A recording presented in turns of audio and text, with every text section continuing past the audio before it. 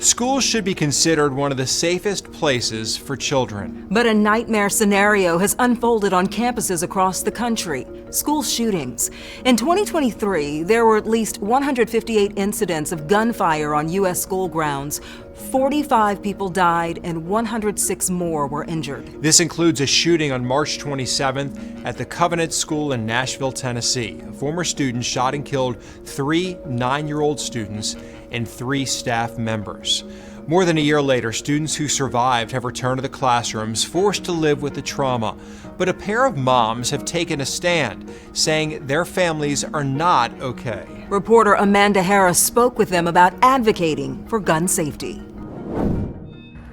Some photographs are worth 1,000 words, but this one will leave you speechless. You were one of the only parents who was able to reunify with your child before the actual reunification at the nearby church.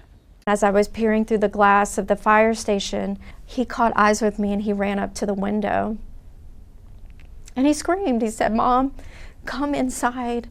He said, "Please, Mom." I said, "Put your hand right here." And so we held hands through that glass, and that's how we were reunited with one another. Melissa Alexander's son survived the Covenant School shooting. So did Mary Joyce's daughter, Monroe. She saw her face.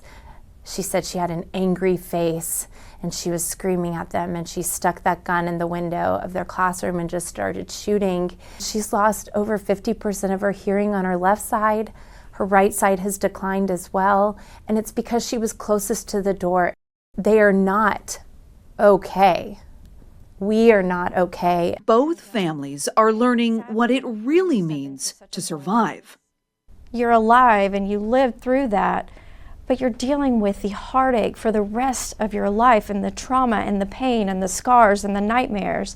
She doesn't sleep in her own bed still. For a while, she was running intruder drills in our house, sitting at the top of the stairs, staring out the window, and practicing where she would hide and how fast she would run in our house. Mary and Melissa have added dogs to their homes. It brings comfort to their children.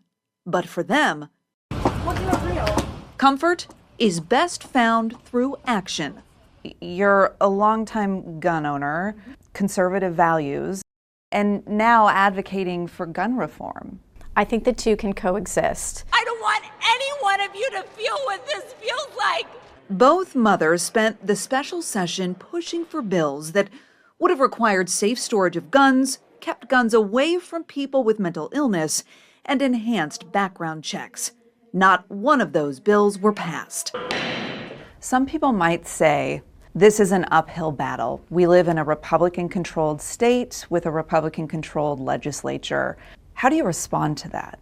I think we're raising up a new kind of era of Tennesseans that are paying attention. I think we are giving space for conservative voices to speak up. Mary and Melissa say what's best is to keep climbing the steps to the Capitol. We can't go home to our children that survived a mass shooting, that lost their friends, and throw up our hands. I will not be able to live with myself if I don't use my voice, and we together are going to keep going.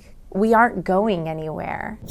At the beginning of 2024, Mary and Melissa said they fought hard to stop a bill that would allow teachers who met certain criteria to carry guns at school.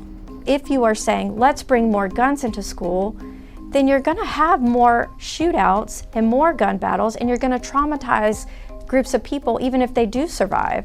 It's just a no-win situation. But the measure passed, and in April, Tennessee's governor signed it into law. However, the decision whether or not to arm teachers lies with the individual school districts. There are a multitude of states across the country who have similar types of legislation that allow this because they believe that it will make kids safer in schools. And that's what we want more than anything. Nearly 30 states allow firearms to be carried on school grounds by people other than security officers. But each state has certain requirements as to whom can be armed.